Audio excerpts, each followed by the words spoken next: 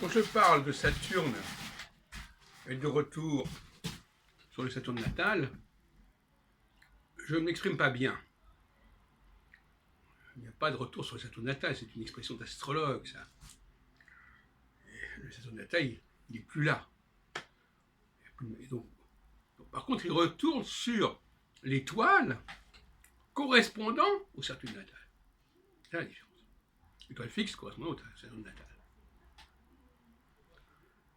C'est-à-dire qu'au moment où l'endroit où Saturne se trouve à la naissance est articulé sur une étoile fixe qui se trouve à cet endroit-là, et chaque fois que Saturne repassera sur cette étoile fixe, il y aura quelque chose qui sera réactivé.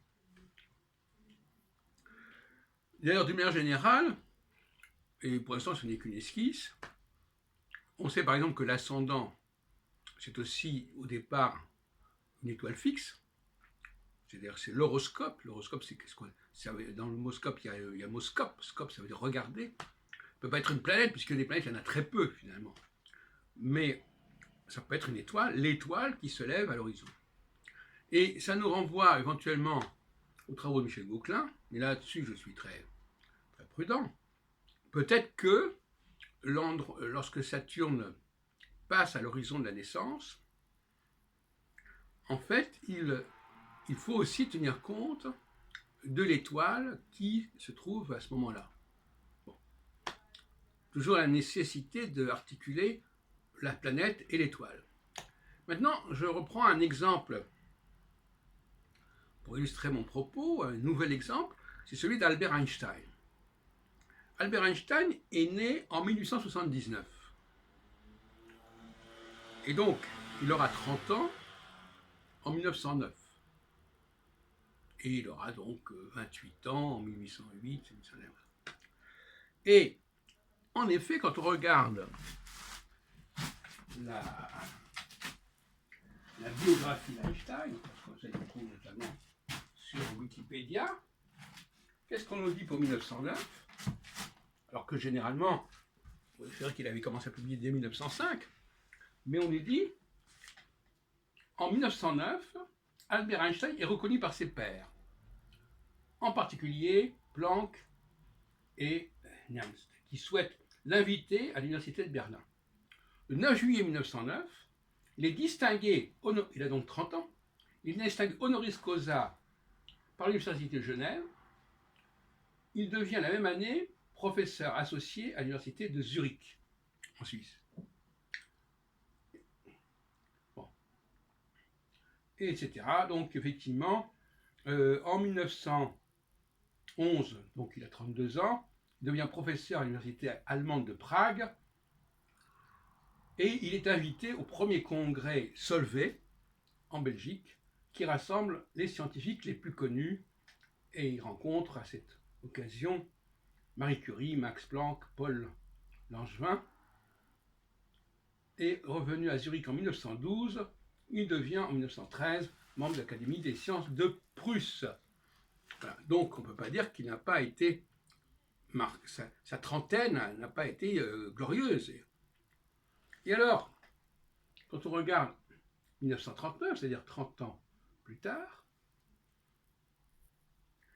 le 2 août 1939, sous la pression d'Eugène Vignier et de Léo Szilard, physicien venu d'Allemagne, il rédige une lettre à Roosevelt qui contribue à enclencher le projet Manhattan. Donc, à 60 ans, il y a cette intervention qui se situe. Alors, voilà ce que je voulais dire.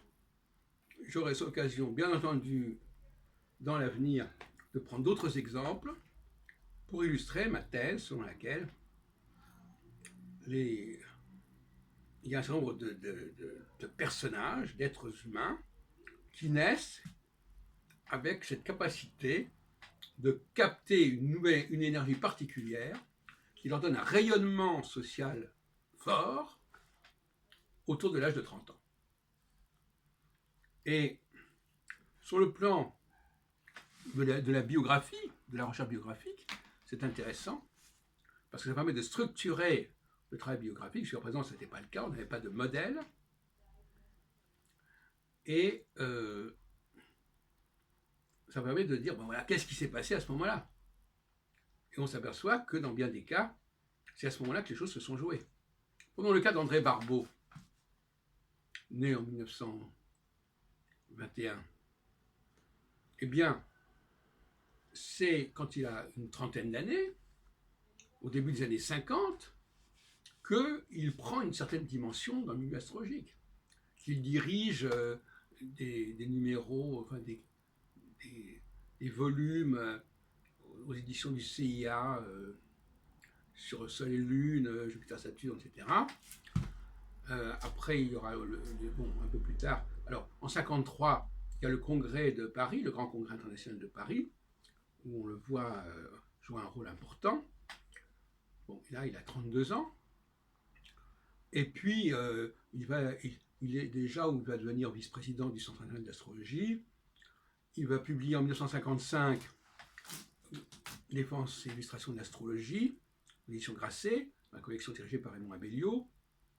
Il va aussi, dans les années 55-57, mais là, il a déjà donc 34, 35 ans, bon, mais c'est dans la foulée. Il y a la collection Zodiac au Seuil, où il est entouré d'un certain nombre de collaborateurs qui travaillaient aussi dans le cadre de l'association CIA. Voilà. Donc, alors, si on continue dans les années 80, 50 ans, bon, quand il a 60 ans, il a eu 60 ans en 81, eh bien, c'est une époque où il avait annoncé une nouvelle guerre mondiale sur la base de ses travaux consacrés à l'indice cyclique, à l'indice de concentration planétaire, englobant les planètes entre Jupiter et Pluton. Alors, ça lui donne une certaine aura également. Bon, on ne va pas discuter de savoir de quelle façon, ensuite on s'est aperçu que ça ne fonctionnait pas, mais ça c'est un autre problème. En revanche, pour la petite histoire, on sait qu'en 89, il y a eu la chute du mur de Berlin, et que là, ça a mis des beurres dans les épinards, puisque Barbeau, dès 53, justement, cette fameuse période dont je parlais, quand il avait une trentaine, 32 ans, il avait annoncé l'importance de cette année 53, qui sera celle de la mort de Staline, et dans la foulée, 36 ans plus tard, du fait du cycle Saturne-Neptune, il avait annoncé 89. En Russie, sans préciser de ce qu'il s'agirait, il dirait que c'était important. C'est pas tout à fait suffisant, mais c'est bien quand même.